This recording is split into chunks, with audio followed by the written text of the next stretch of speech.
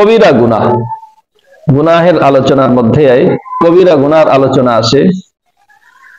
কবিরা গুনাহ তওবা ছাড়া মাফ হয় না, তওবা ছাড়া মাফ হয় না। সগীরা গুনাহ আল্লাহ তাআলা বিভিন্ন আমলের দ্বারা মাফ করে দেন। এই যে যোহরের নামাজ পড়লাম, আবার আসর পড়লে এই যোহর আসরের মাঝখানের সগীরা গুনাহকে আল্লাহ তাআলা এই দুই নামাজের উসিলায় মাফ করে দেন। বুঝা যাচ্ছে? আরো অনেক আমল আছে যেগুলোর দ্বারা সগীরা গুনাহ মাফ হয়। বাকি কবিরা গুনাহ এটা আল্লাহ তাআলা তওবা ছাড়া ক্ষমা করেন না। তো এর মধ্যে এক নম্বরে হলো শিরক করা, আল্লাহ তাআলার সঙ্গে কাউকে শরীক করা।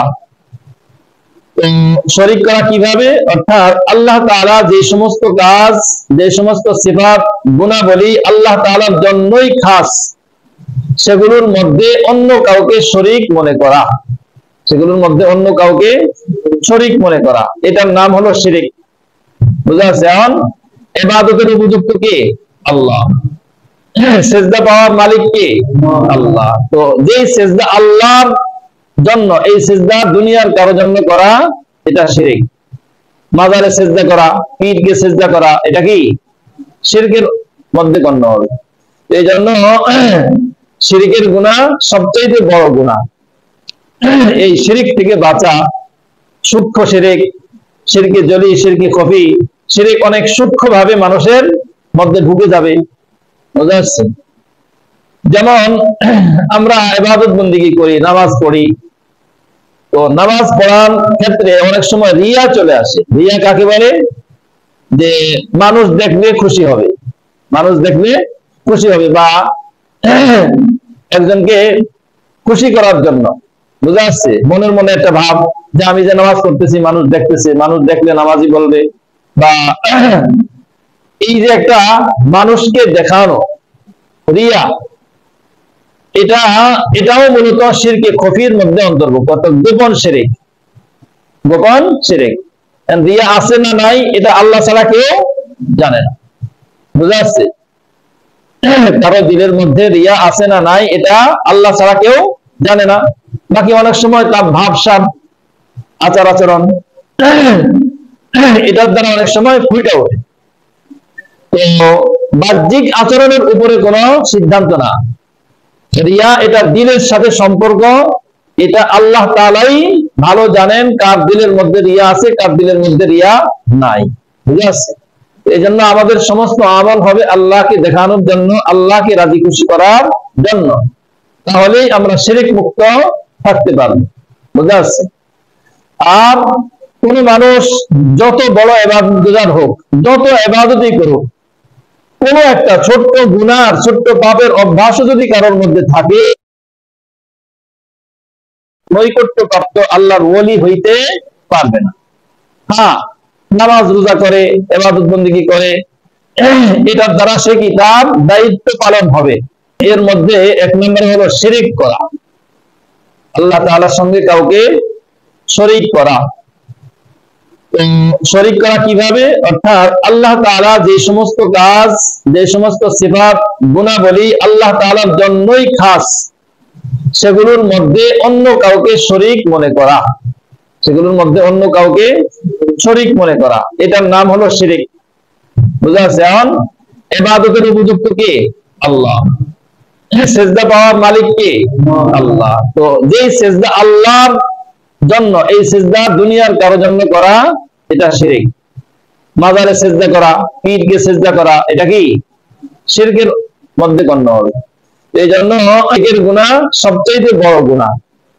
শিরক থেকে বাঁচা, সূক্ষ্ম শিরক, শিরকে জলি, শিরকে খফি, শিরক অনেক সূক্ষ্ম ভাবে মানুষের মধ্যে ঢুকে যাবে। বুঝা যাচ্ছে?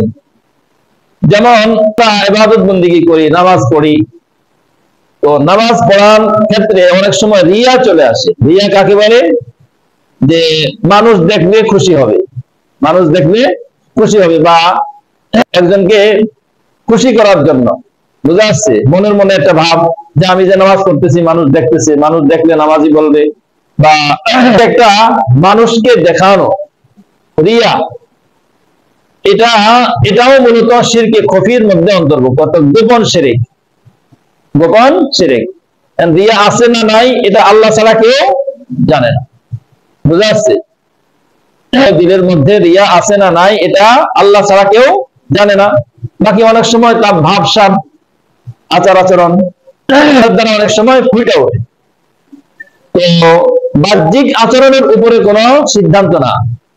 রিয়া এটা দিলের সাথে সম্পর্ক, এটা আল্লাহ তাআলাই ভালো জানেন কার দিলের মধ্যে রিয়া আছে, কার দিলের মধ্যে রিয়া নাই। বুঝে আসছে? এই জন্য আমাদের সমস্ত আমল হবে আল্লাহকে দেখানোর জন্য, আল্লাহকে রাজি খুশি করার জন্য। তাহলেই আমরা শিরক মুক্ত থাকতে পারবো। বুঝে আসছে? আর কোন মানুষ যত বড় ইবাদতগুজার হোক, যত ইবাদতই করুক, কোন একটা ছোট্ট গুনার, ছোট্ট পাপের অভ্যাসও যদি কারোর মধ্যে থাকে, প্রাপ্ত আল্লাহর ওলি হইতে পারবে না। হ্যাঁ, নামাজ রোজা করে, ইবাদত বন্দেগী করে, এটার দ্বারা সে কি তার দায়িত্ব পালন হবে। যেমন একটা ফ্যাক্টরি মালিক ফ্যাক্টরি চালানোর জন্য অনেক কর্মচারী রাখছে। ওই কর্মচারীর মধ্যে তার যার যেটা দায়িত্ব, যার যেটা ডিউটি, ওই ডিউটি ভাগ করে দেওয়া আছে। ডিউটি শেষ করলে, ডিউটি পুরোপুরি ভাবে আদায় করলে মাস শেষে বেতন পাওয়া যাবে, স্যালারি পাওয়া যাবে, এটা হলো নিয়ম। কিন্তু এই সব কর্মচারীর মধ্যে 200, 500, 5, 10,000 কর্মচারী থাকে এক একটা বড় বড় ফ্যাক্টরিতে, ছোট অবস্থা অনুযায়ী। তো এত সব ফ্যাক্টরির মধ্যে এই যে শ্রমিক কর্মচারী থাকে, মালিকের সাথে সম্পর্ক কি সবার সমান না আলাদা আলাদা, ভিন্ন ভিন্ন আছে? আপনি 5 জন লোক খাটান, এই 5 জনের মধ্যেও কি তারতম্য আছে? 1-2 জন থাকে এমন যারা তাদের আচরণ, তাদের ভাবভঙ্গি, তাদের কথাবার্তার দ্বারা মালিকের সাথে তাদের একটা কি হয়ে যায়, সুসম্পর্ক হয়ে যায়। বুঝা আসছে? তো ঠিক আল্লাহ তাআলার সাথেও বান্দার এরকম একটা সুসম্পর্ক হয়ে যায়। একটা হলো নামাজ পড়লাম, নামাজের প্রতিদান আল্লাহ তাআলা দিয়ে দিবেন। ওই যে চাকরির মাস শেষ যেরকম স্যালারি দিয়ে দেওয়া হয়, তো আল্লাহ তাআলা এরকম স্যালারি দিয়ে দিবেন।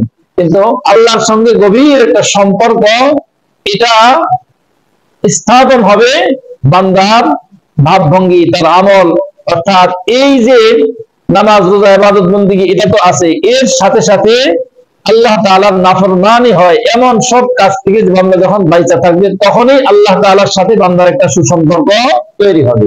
আর এটার নামে হলো ওলি আল্লাহ হওয়া, আল্লাহর ওলি হওয়া। এটার নামে হলো কি আল্লাহর ওলি হওয়া।